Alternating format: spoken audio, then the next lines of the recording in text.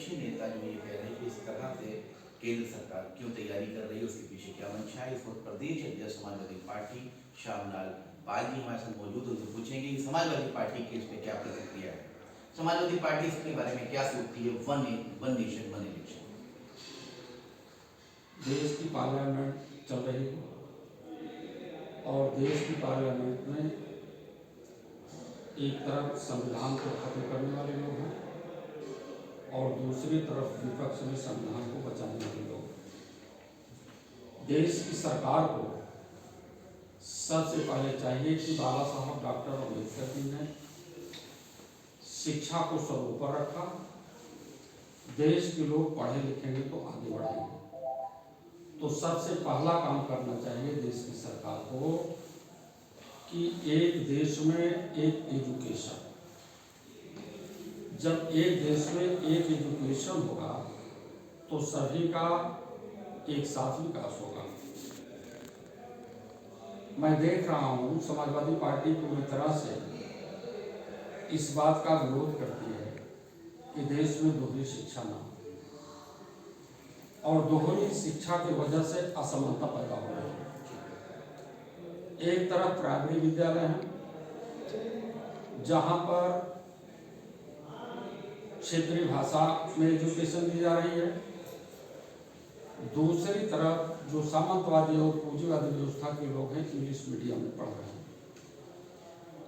जो हमारी प्रतियोगी परीक्षाएं होती हैं उन प्रतियोगी परीक्षाओं में एक प्रकार की एजुकेशन का ना होना इस बात की ओर मोड़ देता है कि गरीब घरानों के बच्चे जो क्षेत्रीय भाषाओं में पढ़ करके आगे निकलते हैं उन्हें आगे बढ़ने का अवसर नहीं मिलता है।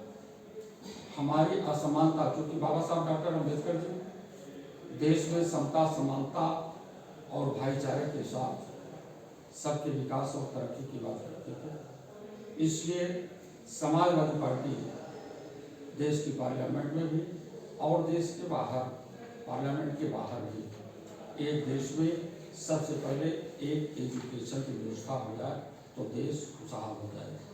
वन नेशन वन इलेक्शन पे क्या स्टैंड है। वो सरकार ये चाहती है कि देश में एक इलेक्शन एक साथ, विधानसभा और लोकसभा। ये उनकी प्रक्रिया गलत है।